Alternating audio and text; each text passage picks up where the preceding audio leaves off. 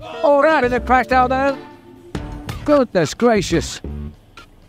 Why goodness me.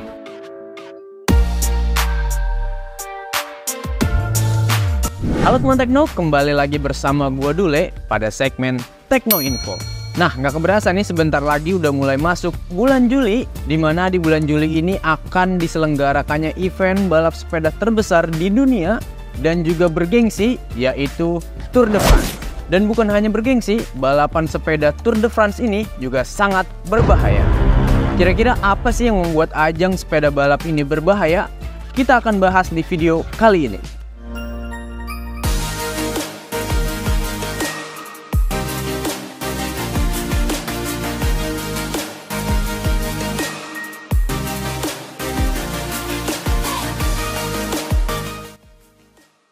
Tour de France adalah ajang balap sepeda terbesar di dunia yang pertama kali diselenggarakan pada tahun 1903, yang pada awalnya hanya bertujuan untuk meningkatkan penjualan surat kabar dari El Auto. Nah, ide ini datang dari sang editor El Auto bernama Henri Desgrange. Nah, Desgrange ini memiliki peran yang sangat penting dalam pengembangan dan juga pertumbuhan dari Tour de France. Nah, pertama kali Tour de France itu dilaksanakan selama 19 hari dengan jarak total 2.400 km. Bisa dibayangkan nggak tuh? Dari ujung Jawa ke ujung Jawa itu 1.500 ditambah 900 km lagi. Ini balapan. Dan event Tour de France ini berhasil dan viral di mana-mana sehingga menjadikan ini ajang tahunan untuk tahun-tahun berikutnya. Nah, di tahun selanjutnya Tour de France membuat rute-rute yang lebih menarik dan juga menantang untuk menarik pembalap lain mengikuti event tersebut. Sehingga 5 tahun kemudian pada tahun 1908 penjualan surat kabar dari El Auto meningkat 2 kali lipat, dan hal ini membuat Desgrange berniat untuk membuat rute-rute yang lebih menarik. Nah, pada tahun 1910, penulis dari El Auto menyarankan kepada Desgrange untuk menambahkan jalur baru bernama Tourmalet. Nah, Tourmalet ini adalah jalur pendakian sejauh 19 km dengan ketinggian elevasi 2115 meter dan juga derajat kemiringan gradiennya itu berada di angka 7,4%. Nah, tetapi pada awal tahun 1910 sebelum ditentukannya Tourmalet ini, penulisnya tadi disuruh oleh Desgrange untuk survei terlebih dahulu ke Tourmalet. Nah, penulisnya ini menggunakan mobil untuk menelusuri jalur dari Tourmalet, dan ketika berada di tengah-tengah pendakian, mobilnya ini tersangkut oleh salju yang menggumpal.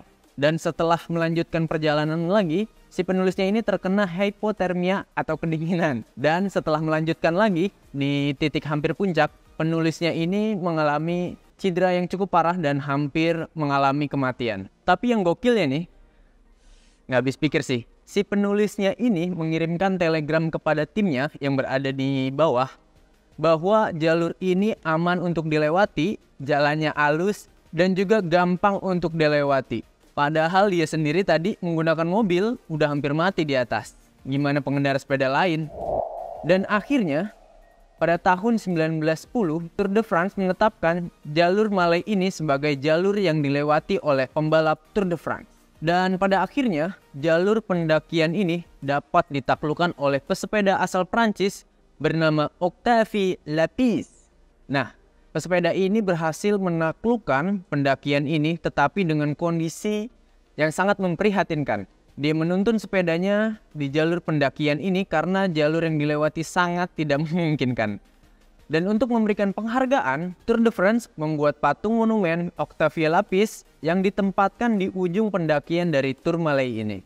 Bukan hanya Tourmalet yang terkenal dengan jalurnya yang tinggi dan juga dingin, Pegunungan Alpen juga menjadi salah satu jalur stage yang sangat berbahaya untuk dilewati para pesepeda. Pegunungan Alpen juga menjadi salah satu stage yang sangat berbahaya yang ada di Tour de France. Memiliki ketinggian elevasi 1850 meter. Nah, ketika kita berbicara tentang stage di pegunungan, tidak hanya tanjakan, tetapi para pembalap juga akan melewati turunan yang di sini akan diuji skillnya dan juga kemampuan para pembalap dari Tour de France. Yang pastinya ketika turunan atau race kayak gini nih, nggak akan mungkin para pembalap itu pelan. pastinya para pembalap di turunan akan sangat-sangat kencang. Jadi bisa dipastikan jalur dari pegunungan Alpen ini sangat berbahaya. Selanjutnya, crash by fans.